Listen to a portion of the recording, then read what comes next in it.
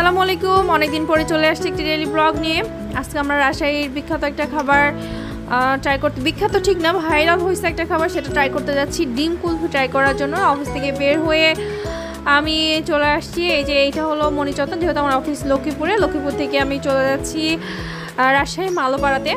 তো এটা হলো মণিচত্বর। আমি লোকেশনটা স্পেসিফিকলি বোঝানোর জন্য আমি মোড়টাকে আপনাদেরকে একটু বোঝাই।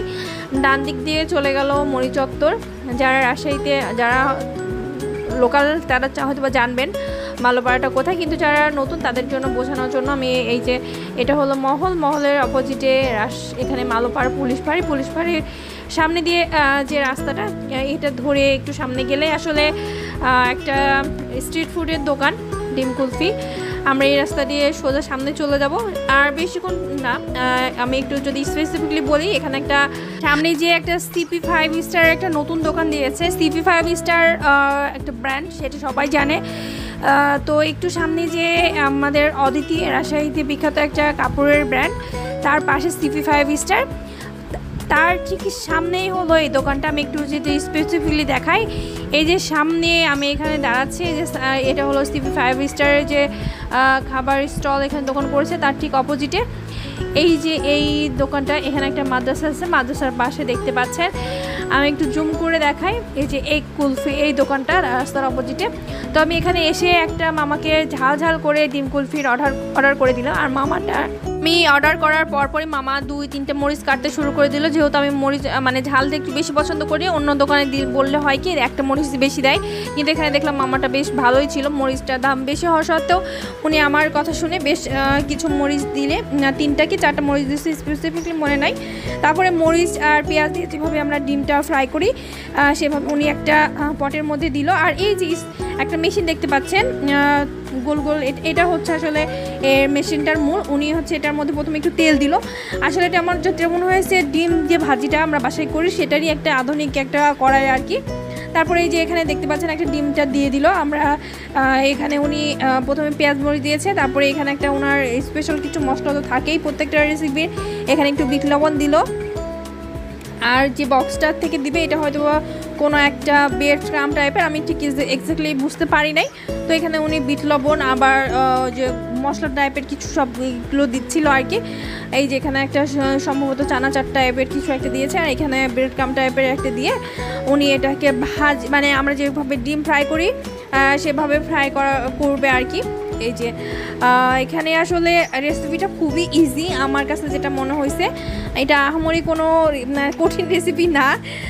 তারপরে এই জন্য এখানে ডিমটাকে খুব ভালোভাবে ফাটাই নিচ্ছিল আর কি। ডিম ভাজির কিন্তু একটা টেস্ট হওয়ার কিন্তু একটা মূল হলো যে যত সুন্দরভাবে আসলে ডিমটা ফাটাতে পারে।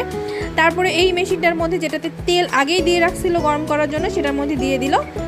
এই যে দেখতে পাচ্ছেন আমি পুরোটা সময় জুড়ে ওনার এটা প্রসেসটা আমি একটু খুব ভালোভাবে লক্ষ্য করছিলাম।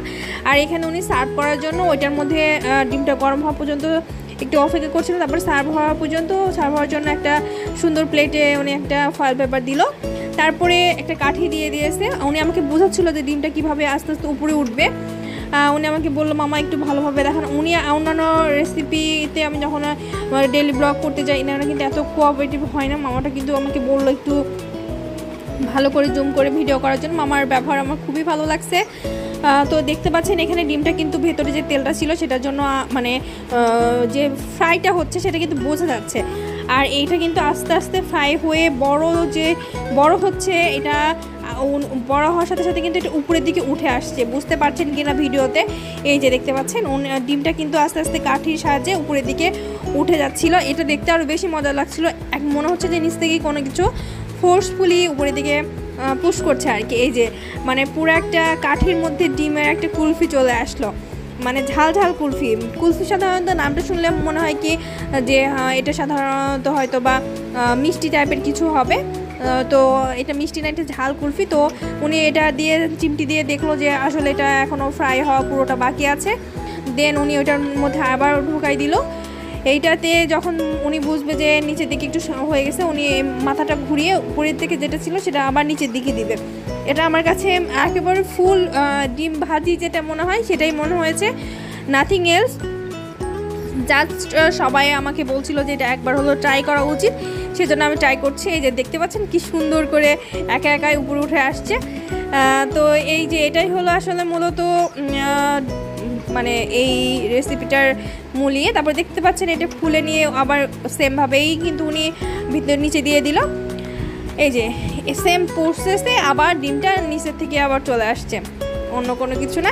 ইতিমধ্যেই এই রেসিপিটা পুরো ডান। আমি যেটা কালার দেখে বুঝতে পারলাম, পরে মামা সুন্দর করে কাঠের মধ্যে থেকে এটা বের করে রাখলো। উনি আমাকে বলছে মামা হয়ে গেছে, আর ভেতরে আরেকটু ছিল, উনি ওইটাও বের করে দেবে পরবর্তীতে। এখানে উনি মেয়োনিজ দিচ্ছে প্রথমে ডেকোরেশনের জন্য। ডেকোরেশনটা আমার কাছে খুবই বেশি ভালো লাগছে। প্রথমে মেয়োনিজ দিচ্ছে, পরে এটা টমেটো সস দিল। ওনার মানে উনি ছোট্ট একটা পরিসরে উনি যেভাবে সার্ভ করছে আমার কাছে বড় রেস্টুরেন্টগুলো থেকে কোনো অংশে কম মনে হয় নাই। কারণ এত অল্প বাজেটে উনি এত সুন্দরভাবে ডেকোরেশন করে একটা আমি বলবো এটা হেলদি খাবার, কারণ এখানে এটা অন্য কোনো বাজে কোনো জিনিসপত্র ইউজ করে না, পুরো একটা ডিমের আর কি। এই যে দেখতে পাচ্ছেন কি সুন্দর লোভনীয় একটা লুক দিয়েছে। আমার কাছে কিন্তু খাবার যদি আমি রেটিং করতে যাই, দেখা যাচ্ছে 10-এর মধ্যে আমি এখানে একে 7.5 দিতেই পারি, কারণ এটা আহামরি দাম অনুযায়ী খুব একটা আহামরি টেস্টে না, আবার খুব একটা খারাপও না। আপনারা যদি দেখে ভালো লাগে একবার ট্রাই করতে পারেন। আর এই যে এই অংশটুকু আমার ভেতরে থেকে গেছিলো, তো উনি আবার পরবর্তীতে এটা বের করে আমাকে এটা তো ডেকোরেশন করে দিচ্ছিল। তারপরে উনি এটা আবার চাট মশলা দিয়ে যে ছোটো অংশটা ছিল সেটা দিল, আর এই জায়গা থেকে উনি এটাতে পিস পিস করে খাওয়ার সুবিধার্থে কেটে দিবে। এই যে দেখতে পাচ্ছেন। আর মূলত আমার ওনার খাবার পরিবেশনের যে পদ্ধতিটা প্লাস উনি কিন্তু অনেক বেশি হাইজিন মেনটেন করার চেষ্টা করেছে, আর ওনার ব্যবহারটা আমার মূলত খুব বেশি ভালো লাগছে। আমি লোকেশনটা আরেকবার বুঝাই, ডানে ওইটা C5 যে ফুড কোর্টটা সেটা, আর সামনে অদিতি, আর এই সেই মামাটা। আর এইখানে আমাদের খাবারটা চলে আসছে। আমি একটু আর এই যে খাবারটা নিয়ে ভিডিও করতেছিলাম। এই যে এখানে আমি আমার বোন ট্রাই করতেছি, তো এই যে এই লেভেলের পিস পিস করে দিয়েছিল।